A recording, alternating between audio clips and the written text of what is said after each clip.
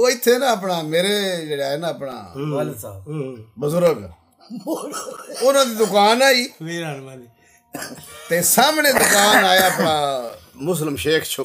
बुजुर्ग दी। सुभान अल्लाह। वो मेरा बुजुर्ग जेड़ा ना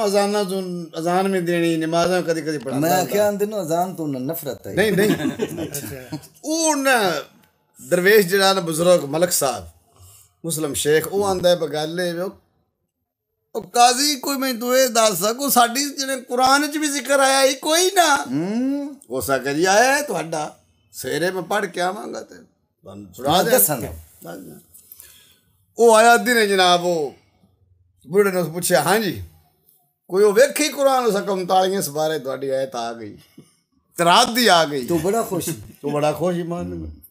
वो आंदा मुड़ सुना हो सके पौना चाह लिया मैं तो 2 केक मिलिया उनका होटल आ चाह वाला उस चाह ते केक लग बुढ़ा ने दिते बुजुर्ग ने दिते वो बुजुर्ग जनाब खान पीन लग सके हुण सुना वो सक बहुन ते सुनावा वो आंदा मुसल्ला सी ना आकड़ अल्लाह सी ना कमाल दी गल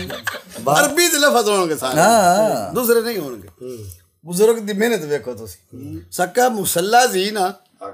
आकड़ अल्लाह सी ना चूड़ उस्सा माफी ते खुले मैदान।